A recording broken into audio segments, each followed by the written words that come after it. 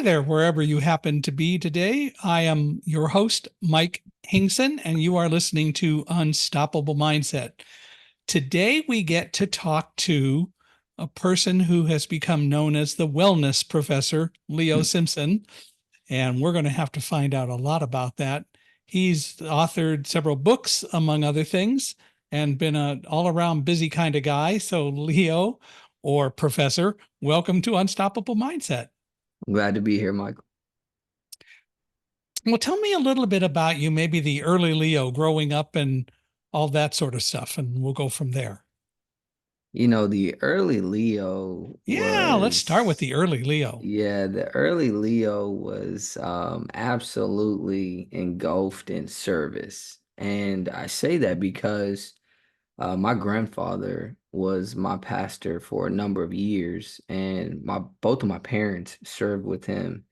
And between him being a pastor and us serving with him, as well as being in sports and things of that nature, we went to private school for about the first 4 years of our life. Like service was everything. And so um, I grew up in an environment that was focused on really doing for others. And I really didn't focus a lot on myself in the sense of it was kind of hard to focus on myself because I was in an environment that was always focused on other people. And, being in an environment that was so focused on other people, I was always focused on what I did and how that affected someone else, benefited them. We got to go do this because this is what this person needs, serving family. Like my dad was not the oldest child, but he was the oldest child of his mother. And so he was absolutely counted upon a lot, and people called upon him a lot. And so we got called into the called upon. And so enjoyed a lot of things though. We played sports, like I said, I played basketball, ran track, played football for a little while, ran cross country. But I had some experiences that took me down a road of wellness lack.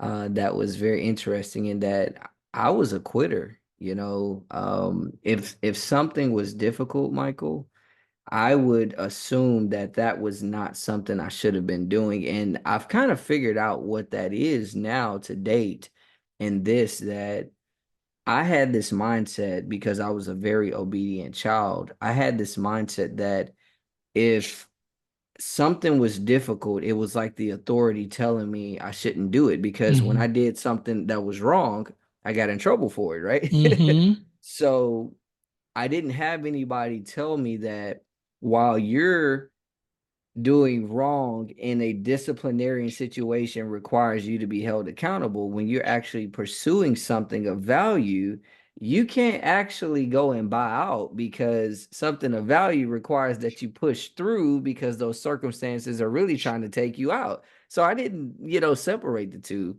And so I ended up quitting, sports 4 times by the time I was graduating from high school. And man, it started me down a path of having a facade of wellness in my life and not really having wellness for sure, if that makes sense.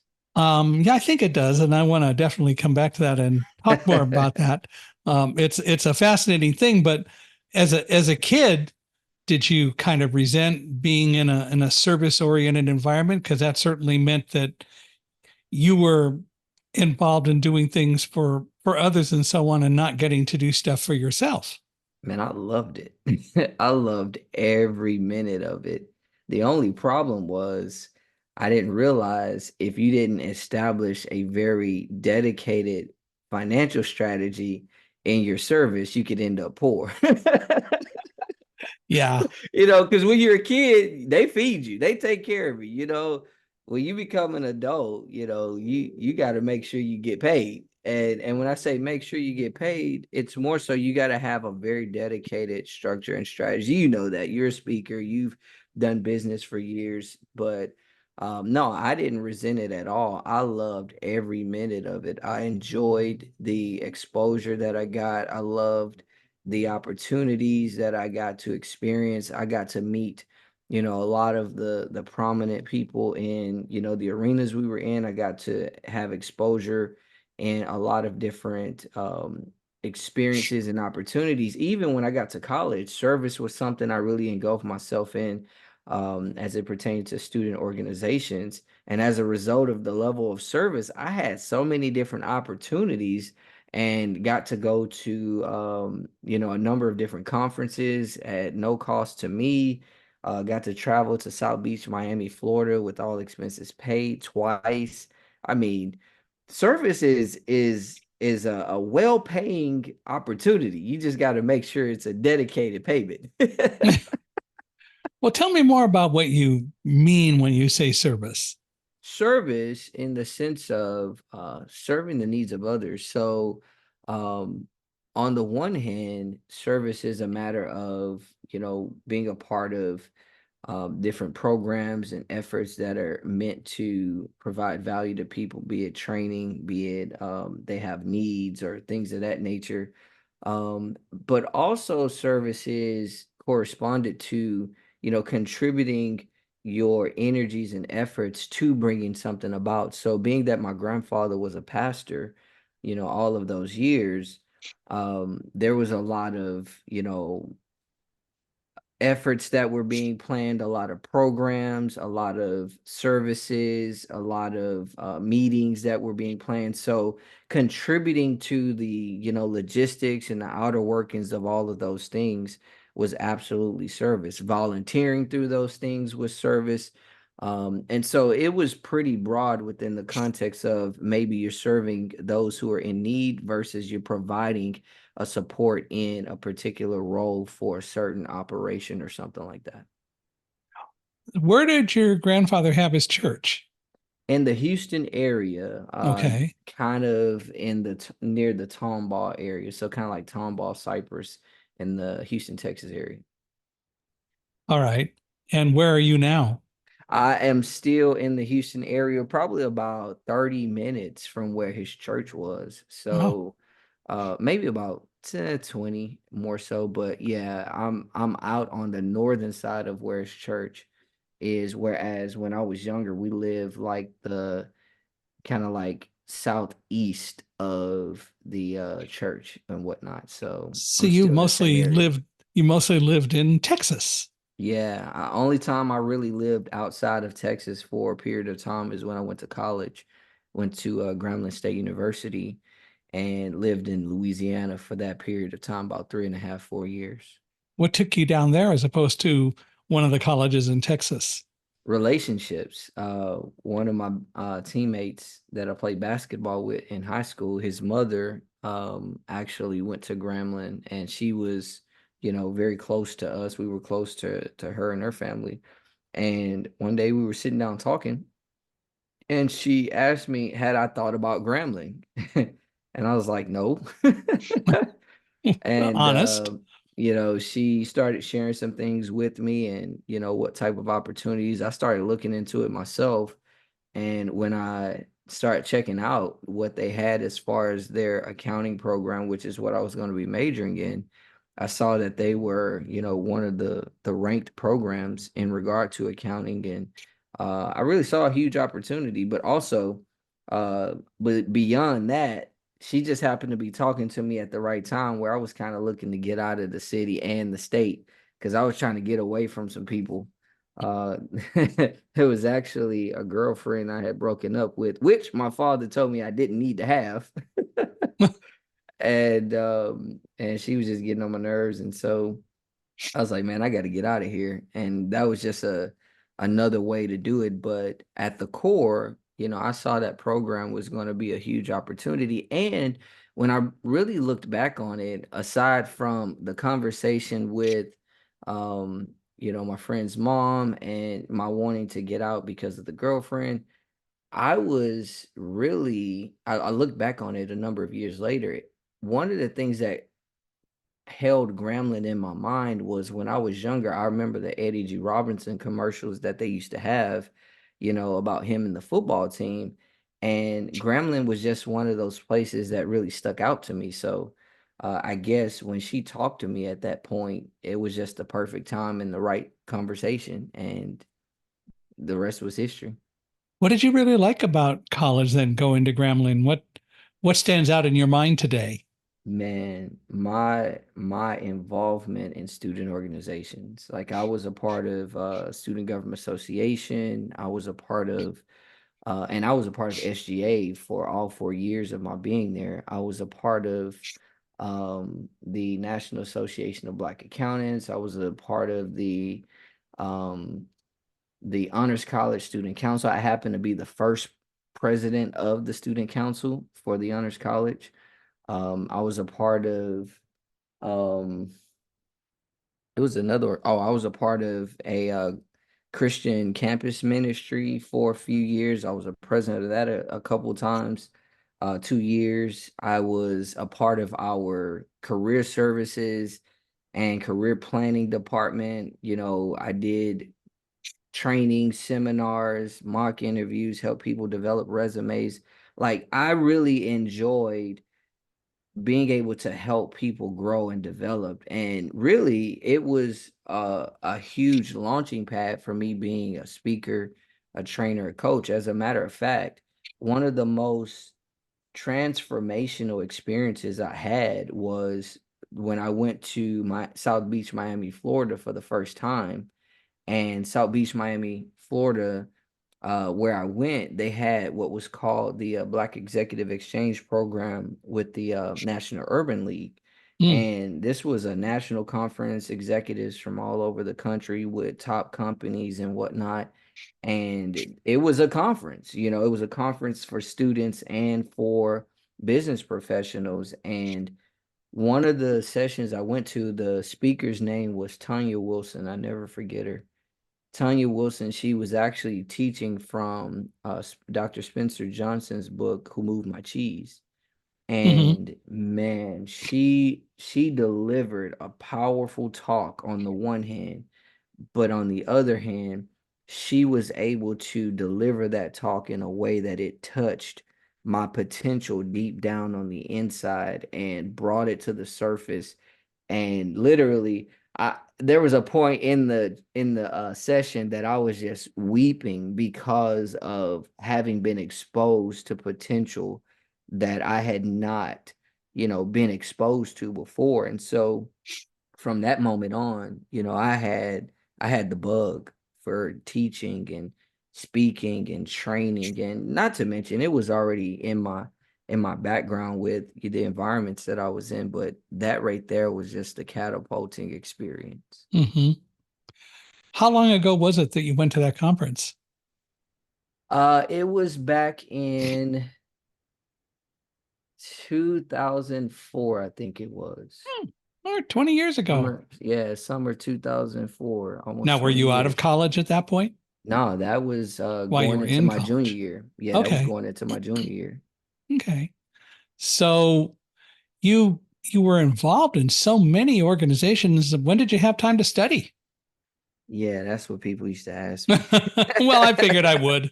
That's what they used to ask me. I think that I just figured a way to make it happen.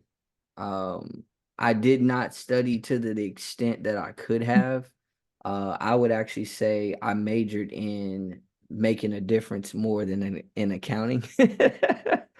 But I grasped the accounting concepts very well, to the degree that I really didn't put a lot of energy and time into like heavy duty study, and so Mhm. um, I made it work.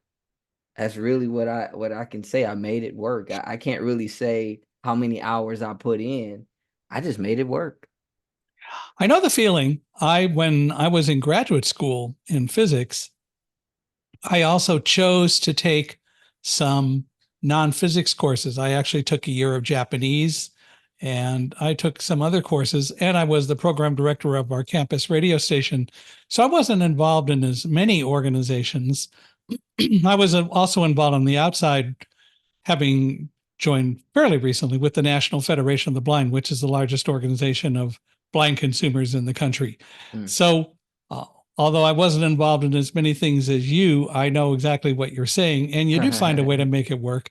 I really needed to push the studying part of it pretty hard.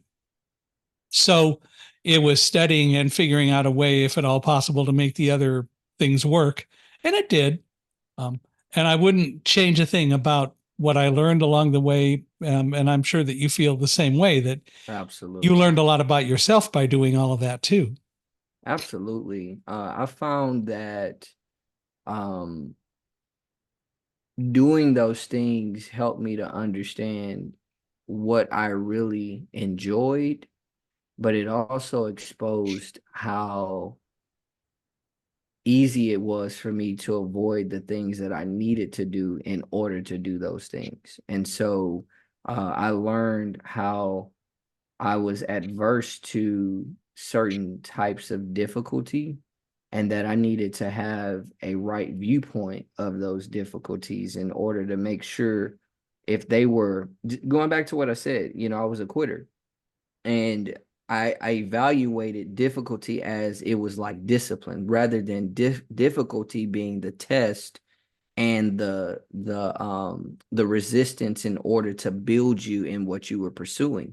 And so it was a huge learning experience, a huge value experience as well, to the degree that I was able to find myself realizing where I needed to be, even though I had skill sets that were very structural with managerial authorities, being able to specialize in a number of aspects on the accounting side. Like I really saw I needed to be and continue to push toward areas where I was teaching and training people to be able to apply the things that they needed to apply. So it was a huge benefit. It was a huge opportunity. I got a lot of skill sets with regard to marketing, with regard to dealing with networking, building relationships, planning events. As a matter of fact, the number of events that we planned in college, for those organizations, those skill sets,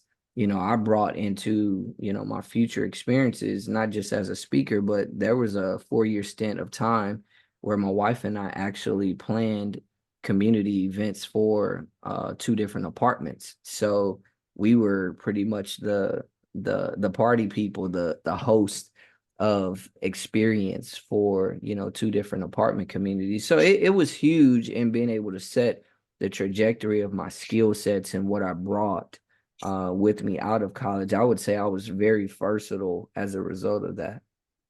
Did you ever learn, though, from all of the activities and everything that you did? And we'll get to more about you being a quitter and all that, but did you ever learn to say no to anything?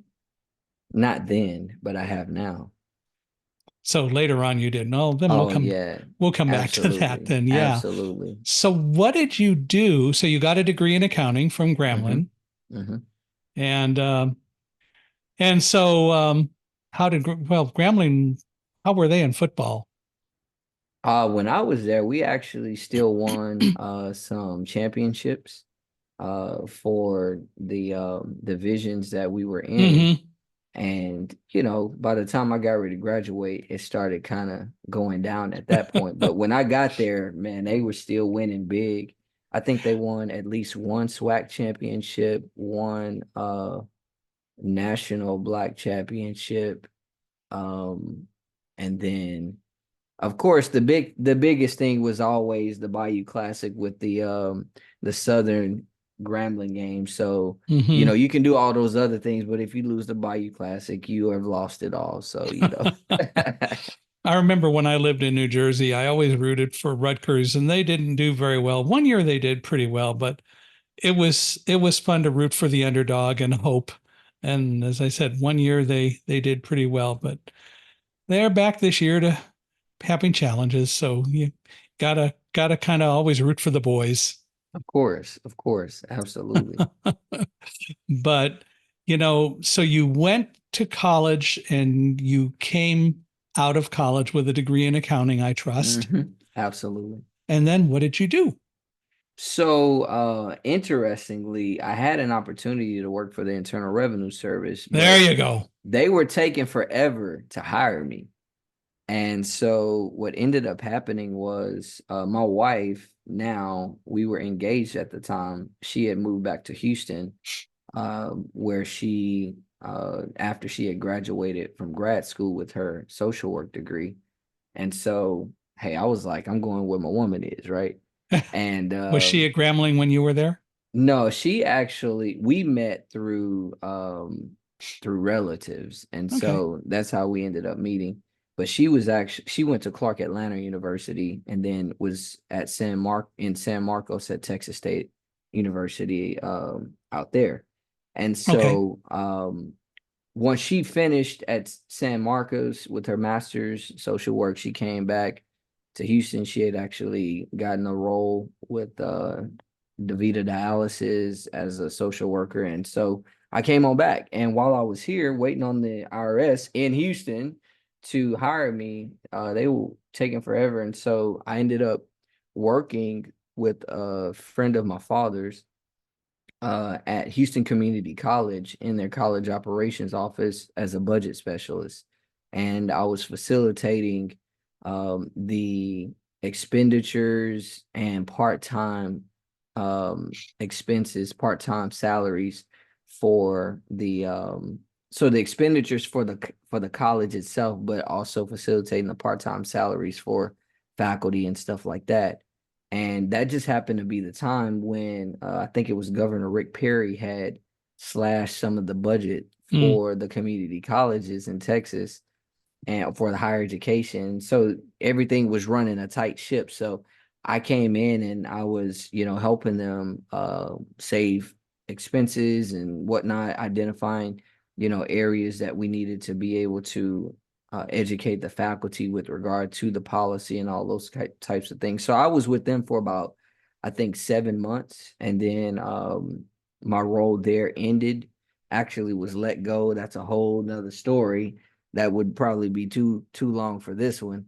But then from there, I was looking for work again, and I ended up at San Jacinto College in the Research and Institutional Effectiveness Office, doing survey research. And the interesting part is between the both of those roles, I discovered how versatile my accounting degree was. I realized that accounting had given me the ability to go into any arena and understand what the expectations are, one of my role and of that environment, and be able to give a lot of value simply because I understood the frameworks of where things started and where they ended and how to deal with the in between. And so as a result of that, I just gave my everything to that role. I loved it. I ended up learning data programming to a degree.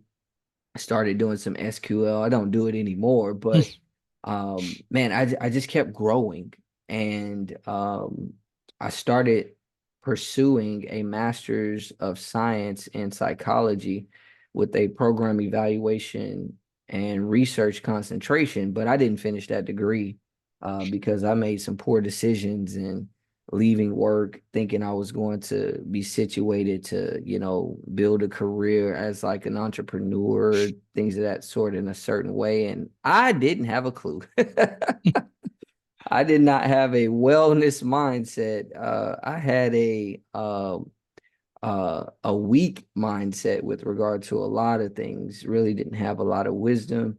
Had a lot of wise people around me, but really not a lot of people who could help me understand and navigate what I was thinking, what I was dealing with, what I was going through, because most people around me didn't really understand what I was trying to do and why. And so yeah, I made some very poor decisions, as far as navigating work, thinking that I could, quit a job and easily get another job. And man, took myself, my wife, and my oldest daughter at the time, um, my only daughter at the time, took us through some very difficult times over the next 10 years or so. Was that mainly because you just continued to go the way you were going and you were allowing yourself to be torn in a lot of different ways and just didn't stop to think about any of Absolutely. it? Uh-huh. Absolutely. Uh-huh. Absolutely. That Yeah. that's where it came to bite me. I was So, overextended yeah. and didn't really navigate the overextendedness in, the proper ways. And by the way, never did go to work for the IRS. I never did. Well, Never did. boy, the nerve, right? The nerve. And they still make you pay income tax. It's pretty nervy. Hey, it is what it is. Yeah, It depends on what side of the ship you on. maybe. And they tax everyone. So you continue to work, um, and you continue to go off in many different directions. Um, Yeah. what what was your greatest success during that time? You know, I would say my greatest success story was persevering through difficulty. Um, it was from about 2011 to about 2013 where, it was a in and out of trying to get resituated, do part-time jobs here and there. And it was around the end of 2013 going into 2014 that I actually got into something that seemed like it was a more stable position.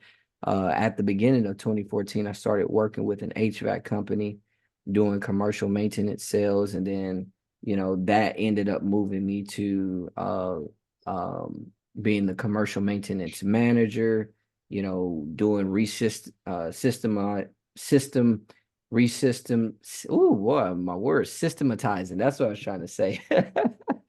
Resystematizing their system and structure. And, one of the things I did there at that company was I was able to, really restructure how their commercial maintenance operation functioned and make it a little more profitable, even though it was not really a profitable operation. It was more so a lead generation operation. And so it was more of like marketing funds going into maintenance, if you will. Mm. And ultimately, what happened was as I really systematized it and saved time, was able to redistribute or reallocate the manpower through that particular effort into other areas of the company, like the construction side that they had, the HVAC construction, as well as the residential side.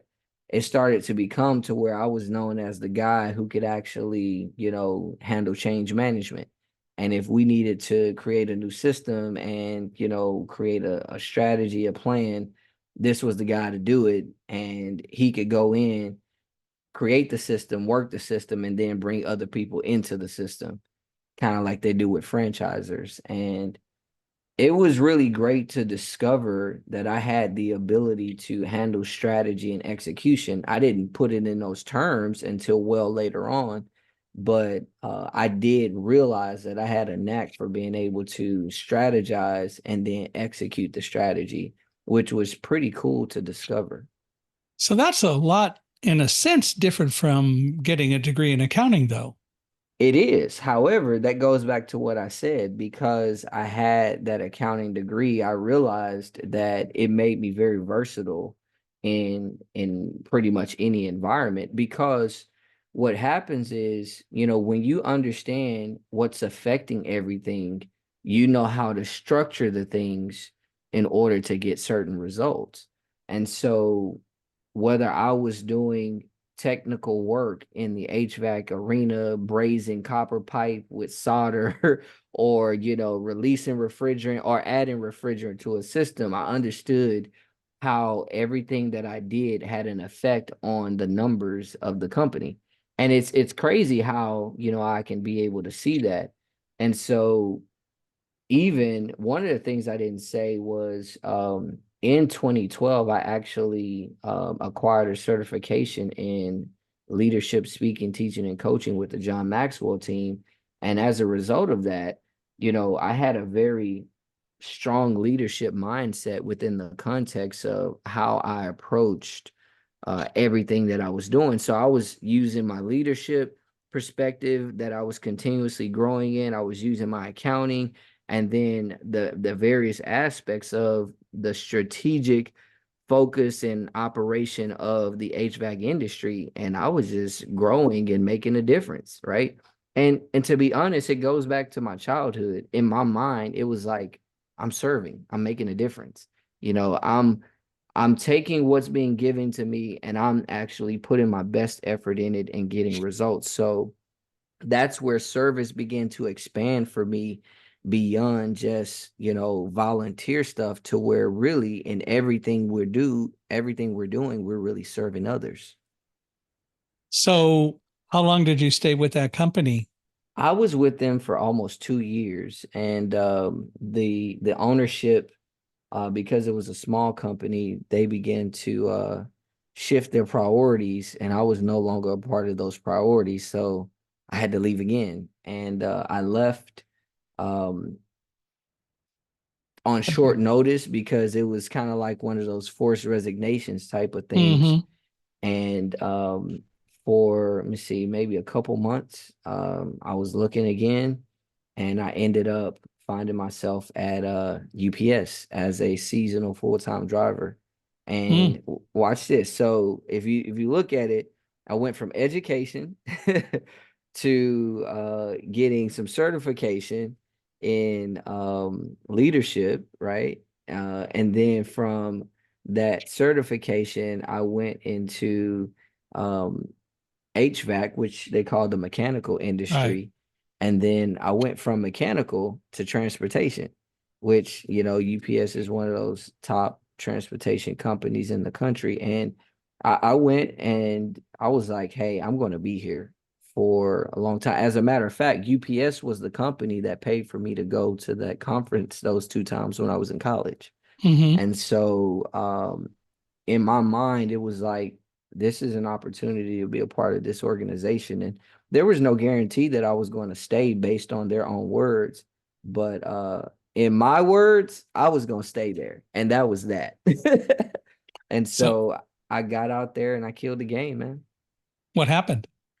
So the short of it is I ended up coming in, getting trained, discovering what it was that they expected from us for the seasonal time frame, and I was a standout. It was probably maybe five of us in, the group that season that were, really solid standouts. And I'm talking about I was making their numbers look good for the seasonal time. My deliveries were timely. I was getting done early, able to go help other drivers deliver, get volume off their vehicle, bring deliveries in, or I mean, bring pickups in to the distribution center, to the center, and then even, excuse me, even being able to bring packages from off of their vehicle that needed to be delivered so that they were not outlaid, and all sorts of things. Like we were making it happen. I was going all over the service area that we focused on and helping drivers get packages off of their vehicle. We felt like little Santa's little helpers during that time frame. But from there, what ended up happening was the center manager for the center that I was a part of, he was like, hey, thank you for your service and what you're doing. And he just happened to ask the question, do you have a bachelor's degree? And the fact that I had a bachelor's degree, they were able to accelerate me into their process. And literally, from the time I started there, 7 months later, I ended up in management. And Mm. so I had to go through driver training. And I'll tell you this. So I really wanted that position because I really saw it was going to be a game changer for my family, simply because I had to come back after the seasonal time as a part-time employee in the warehouse, and I had to, load package cars and all that kind of stuff for the delivery drivers for a period of time before I could get back on road. But before I had to get back on road, I had to go through driver training, and they call it intergrad. So their intergrad was actually in Atlanta, and just so happened before that, I ended up getting an issue in my eyes. I didn't know what it was until I came back from the training, but I discovered later on that it was actually, I ended up with bacterial infection in both of my eyes. but I didn't care. I needed to go to Atlanta and get this done, make it happen.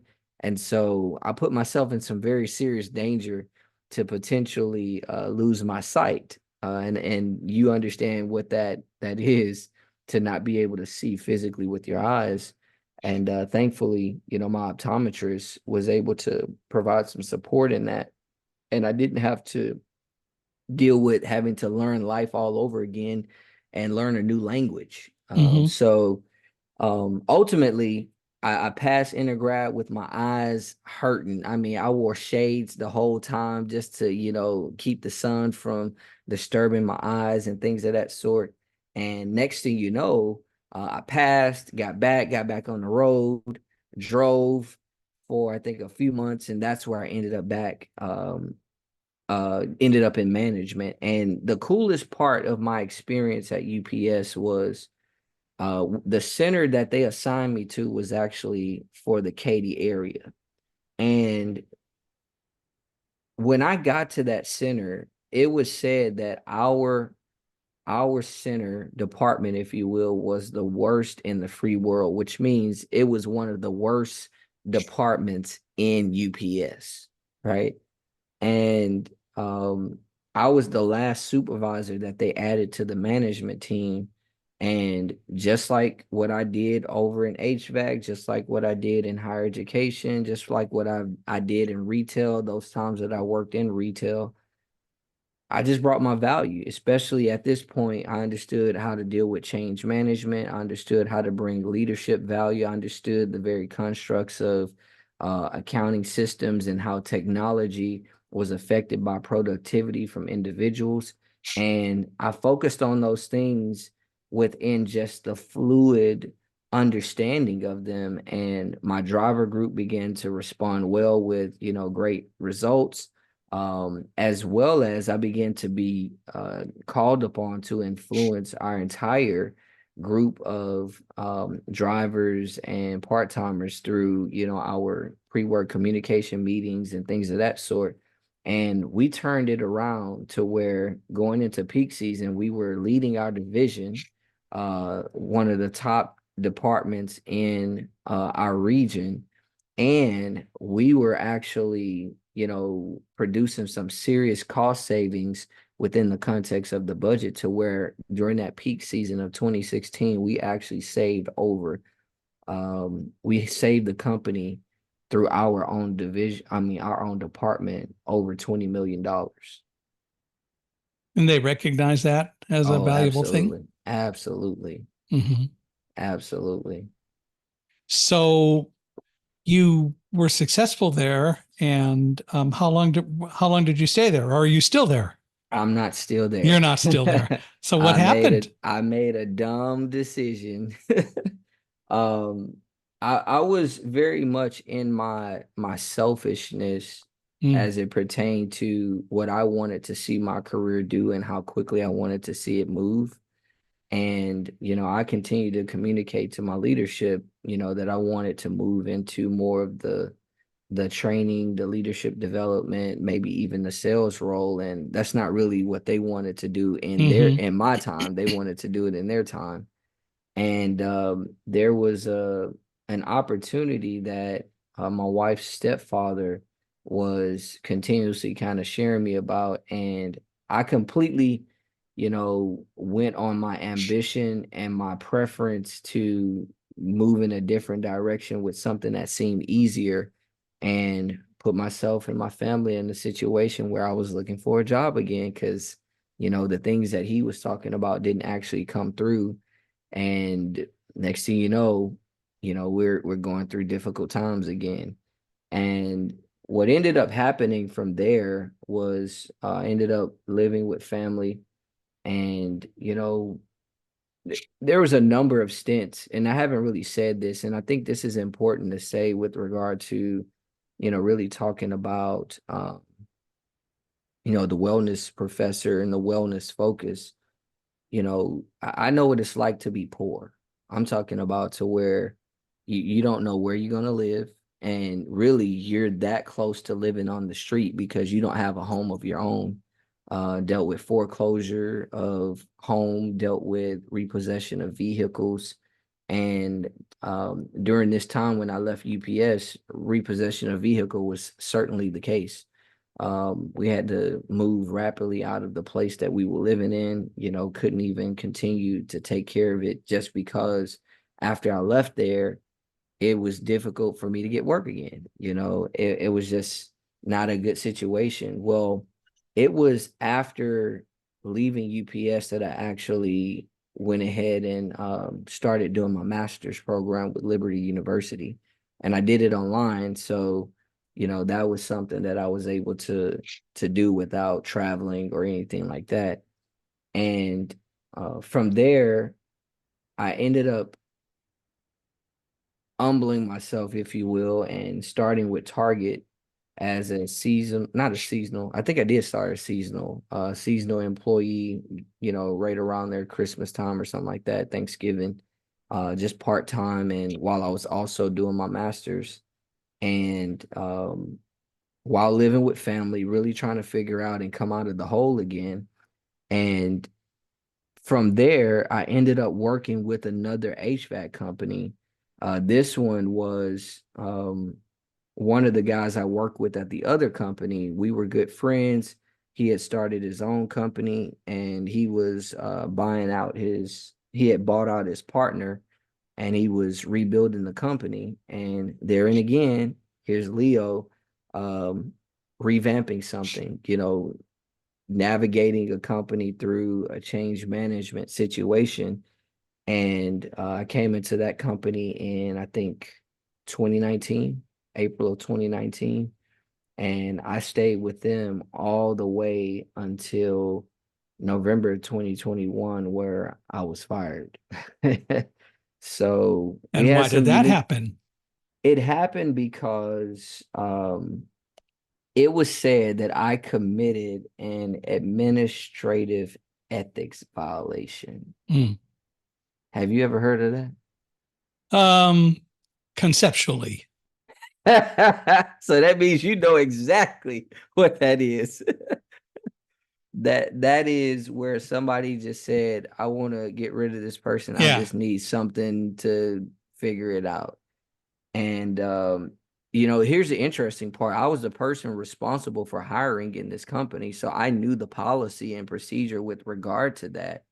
And the fact that this person knew that and still moved to do what they did, it was very clear that they were indicating, hey, it's time for you to go. And one of my questions that I asked at that point was, like, why didn't you just give me a call? This was something easy to address, whatever it was you had as a concern.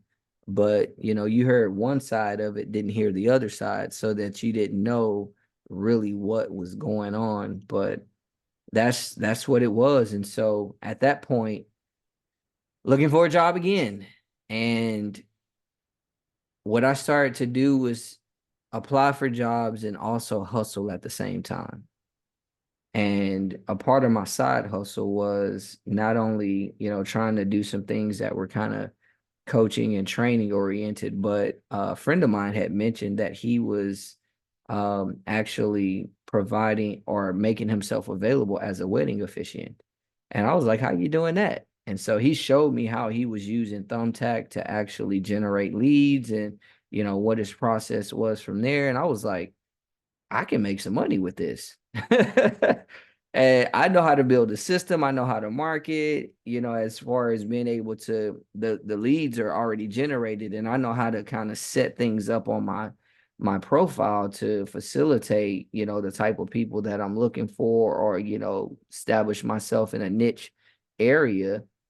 And so I did that. And from November of 2021 till about I think April, May, maybe even June of 2022, I think I did over 60 weddings. Mm.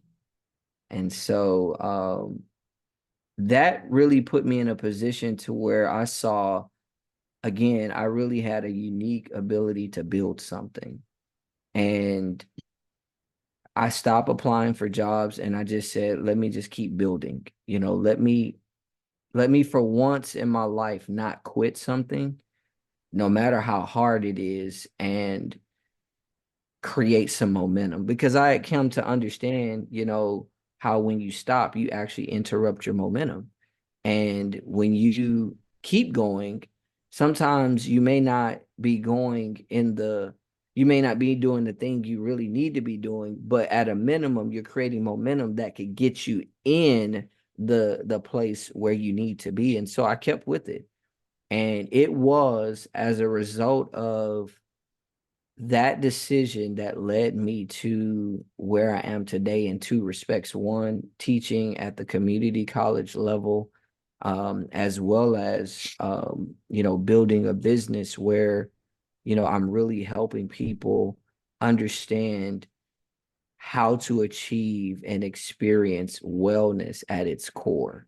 Wellness from the perspective that not just I want to be healthy or well, in the more general perspectives we think about wellness, but wellness as it pertains to the core mindset of wellness, which deals with understanding that when you're consistent in meeting the needs of others, and those who cannot help themselves and those who cannot do back for you, you are positioning yourself to experience abundance and wealth accessibility going forward. And there's some ways we talk about that, but ultimately I get to teach business on a semester basis, and give students who come through the community college a lot of value that people who pay thousands of dollars on the outside get. And really, the focus is not a matter of how much they're paying, but about the value that I'm able to give them. So yeah, it's been a journey. It's been a journey. So let me ask this first. Sure. Did you've done a lot of things Hmm. and you've worked in a lot of environments where you've created change. Hmm. Did you ever feel that you were resented for trying to make change all the time and maybe you shouldn't have pushed so hard at some of those things?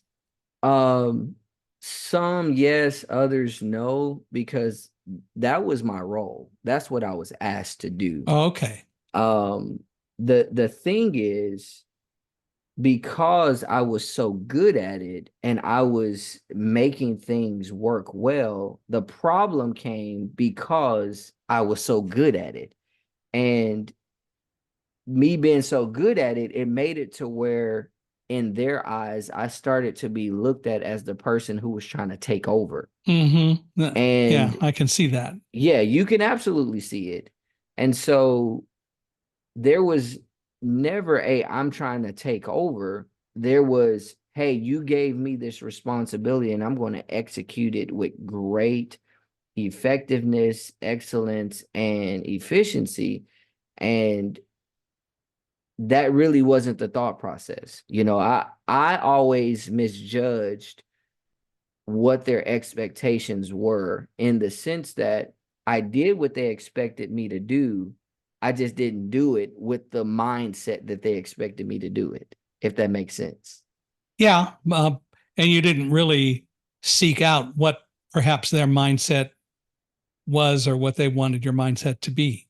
Yes. And Mhm. and if I had looked into what they wanted my mindset to be, I probably wouldn't have been with them. Could very well be. Yep. Well, going back to something I asked earlier, so when did you finally learn how to say no? I learned how to say no really last year. It was last year that I learned how to say no. And I say it that way because I learned that I needed to say no after I got fired from that company. But learning how to say no was different than learning to say no. Right. So talk about both of those a little bit, if you will.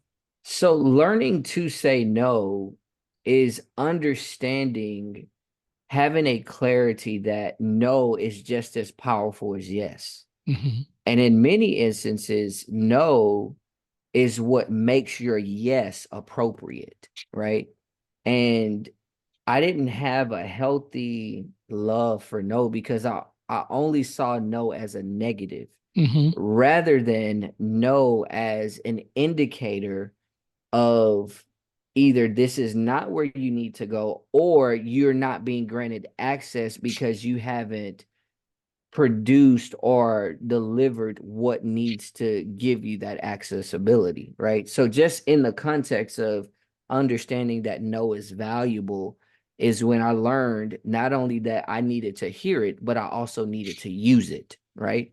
Because if you don't appropriately use no, then what's going to happen is you're going to find yourself derailed, right? You're going to find yourself being, you know, pulled from different categories. You're going to find yourself pulled in two different categories that can actually move you away from what it is that you really need to be focused on. And this is where I learned, how to say no with regard to why. The main way that you know how to say no is you have clarity of what it is you ought to be doing. If you don't know what you should be doing, then anybody can present something to you and you'll go with it. And Do you learn that some of that comes from engaging others and learning what they expect so that it isn't just your decision, but you make it more of a team oriented kind of a thing? absolutely, it Mhm. corresponds to the word we use a lot today is niche, right? And your niche has to be related to somebody else's problem and the solution you have for that problem.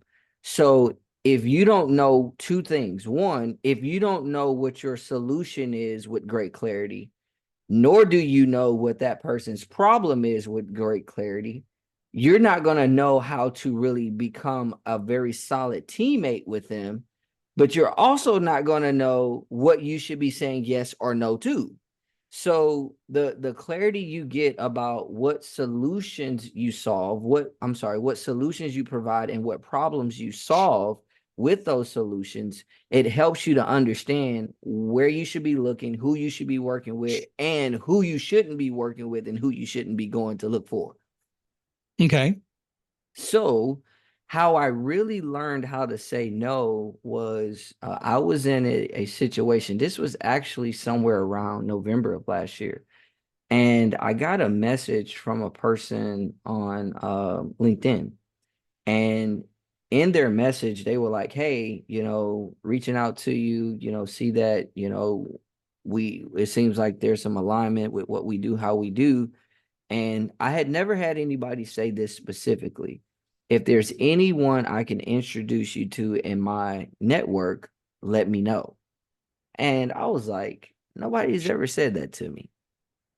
And I mean, I was just going to ignore the message, but because of that aspect, I was like, I think I need to respond to this, right? I respond, we set up a meeting, we talk, and as we're talking, in no way, shape, form, or fashion do we end up talking about what it is I said was the reason that I want to talk with them, especially because they invited it.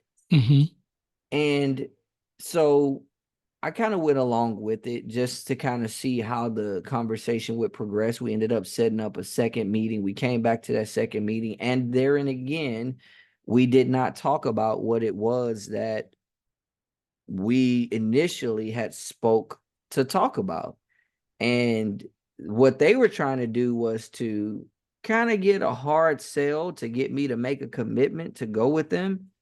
And what they provided was a very valuable service for somebody who's a speaker, a coach, a trainer, an author, has a voice and things of that sort. But ultimately, it wasn't where I was going and what I was doing.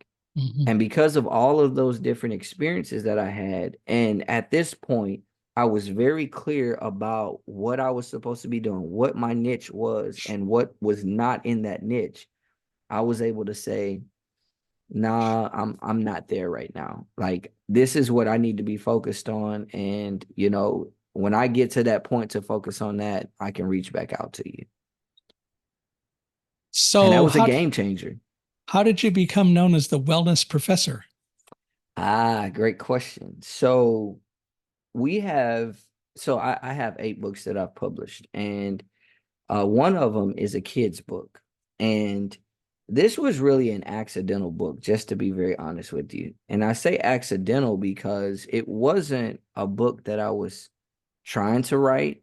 It wasn't that I wasn't open to kids' book. It was something I thought about in the context of pursuing, writing books. But um, it wasn't something that I was giving attention and commitment to. And somehow the algorithm, I don't know if it was the algorithm, somehow I got this video that came up in my suggestions that was saying something along the lines of how I wrote a kid's book in 3 days with no illustrator. I think that was what it said.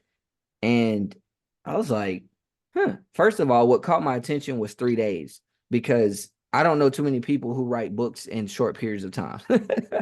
One of the things that I did with my approach to writing books is one, I dictate the books, but also I looked at it from the standpoint of when I was in graduate school, I had to write like 10-page papers like every week. So I'm like, if I was writing 10-page papers every week, if I write a book, I can write a book in about that same time where I'm actually dictating it and communicating the thought process that I have about a subject matter and capture it in that book. So that was a thought process I had to where I could actually produce a book in a short period of time fairly. So the fastest I've actually produced a book was I think like 5 days from starting to publishing, right? So I saw that and I was like, okay, let me check this out. But the thing that also caught my attention was the fact that she said no illustrator. So I was like, okay, she did it quickly and she had no illustrator, but this is a very cool illustrated book. I was like, I want to see how she did that. Turns out I did some research on her, kept looking at her content. She had purchased a course, and that course showed her how to use a number of different systems and technology that I was also using. And so I was intrigued. I was like, if I can develop a concept for the book, if I can identify enough stock photos for a particular concept that I've created and my girls love the storyline of the book, hey, I think we got something. And at the time, I think my oldest was like 12 and my youngest was like maybe 6. And so I was like, hey, this is perfect because they're the age range that I would be building this book for. Long story short, um, fast forward to this, not to this year, to 2023, what I decided to do because, my wife and I, my oldest daughter, she's 14 now, but right before she turned 10, she was diagnosed with type 1 diabetes. And so, that year that she was diagnosed was actually the year of the pandemic. And so that was a very tense year because of that aspect. We homeschooled them, so that wasn't a big deal. But also, my father passed away unexpectedly. That December that she was diagnosed, which was in 2019. So all of these things are happening for her to where her world is like shot. Mm-hmm. And that year, she actually attempted suicide with her medication on a couple of occasions. And by the grace of God, my wife was able to, kind of wake up in the middle of the night and notice that she was really, really low and, take some measures to address that. And that's when we discovered, what she, had done on those couple occasions.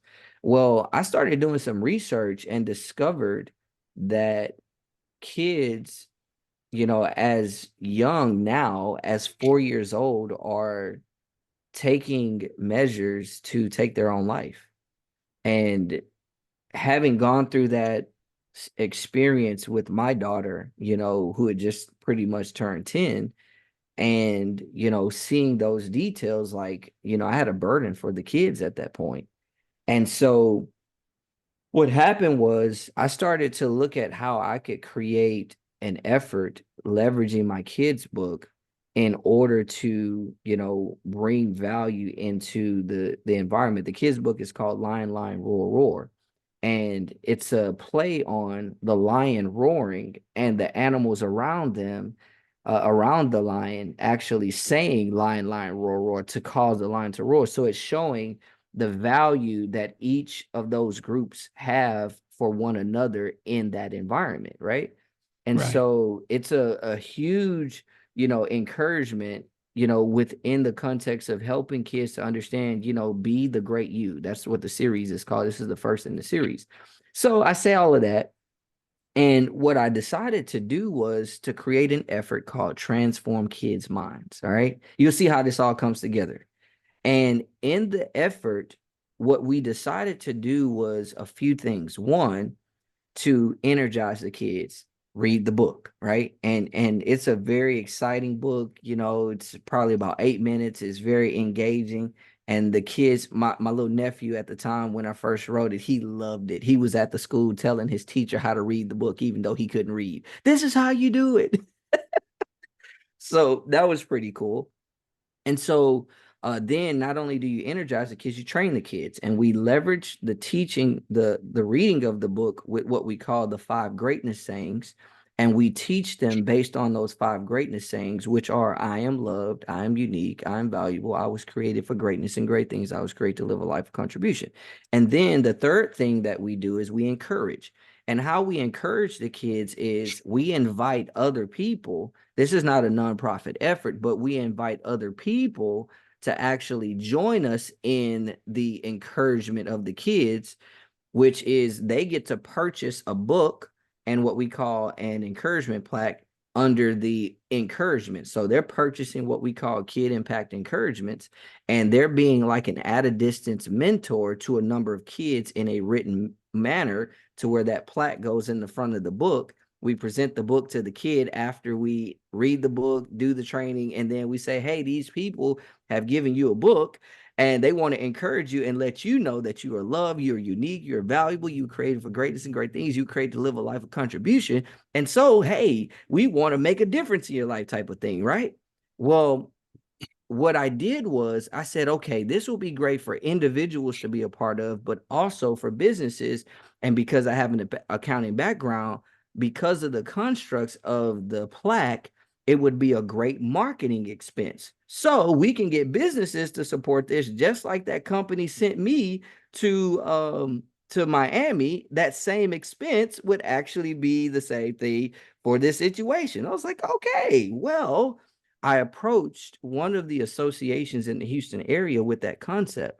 And I have never had this happen before, Michael. Usually people would just straight up tell me, no, not interested. But there was a level of favor that I had with Mm. this executive director because I was a mentor, I was a mentee of their mentor program when I was back in the sixth grade. So I even approached her using that as a leverage to get a conversation with her. And while we're talking, she said, I really love this concept. And mind you, before we got on the line, she said, hey, I just want to ask you, I'll have a conversation with you with the caveat that if this doesn't fit, sure, sure, absolutely. If this doesn't fit, what's going to happen is, we're just going to have to part ways. But, if that be the case, well, she said, I love this concept, but I don't love it for marketing. I actually like it more so for wellness. Hmm. And I was like, huh, yeah, I can see that. And so we started talking about it. And when she did that, I just shifted because at that point, I'm seeing, okay, she's not having me go off the course of what I'm doing, but she's actually seeing where it applies to them. So let me actually work with her to make that happen. Long story short, um, I go in I go from that conversation and I get with my mastermind partner and we tease out the conversation. And it was from that conversation with my mastermind partner that we discovered that everything that I've been doing, everything that I'm doing, everything that I'm going to do is really up under the wellness umbrella. And everything that There I you go. teach it because I seek to bring wellness to people. And the biggest level of wellness is this: doing for others is doing for self. Hence, Because hence what? wellness professor. hits the wellness professor. So it all comes full circle. Well, I think that's pretty cool, and I'd love to continue, but we've been doing this long enough, and I don't want people to get bored with me For sure, or for you. sure. But I want to thank you for being here. How do people reach out to you? So you're They clearly a coach, you have a company, absolutely. and tell us how people could reach out to you. Absolutely. So you can reach out to me one of two ways. You can go through Instagram. My Instagram is at Leo Simpson II, which is at Leo Simpson II, or you can go straight to my website, inspiretheglobe.net. And Inspire the Globe is the name of your company. Absolutely. We breathe Cool. solutions into the world's problems. Well, thank you for being here and taking all this time to talk about it. We probably need to do more of this and do another one of these in the future, but Hey, I sounds really like it. there you go. I want to thank you all for listening and being here with us today. This has been fun. Would love to get your thoughts and your opinions, and please give us a 5-star rating. We value that highly. You can reach me, Michael Hinkson, at Michael H.I., Michaelhi at accessibe, accessibe.com, or go to our podcast page, www.michaelhinkson.com/podcast. Michael Hinkson is Michaelhingson. Really hope that you'll definitely come back and hear more podcasts from us. If you know anyone who ought to be a guest on Unstoppable Mindset, please let us know. Please reach out to me. We're always looking for guests. Leo, same to you. If you have Hmm. any thoughts of other people who ought to be a guest, we would really appreciate you letting us know and giving us introductions. But again, I Absolutely. want to I want to thank you for being here and taking all this time with us today. Sure thing. I appreciate the privilege.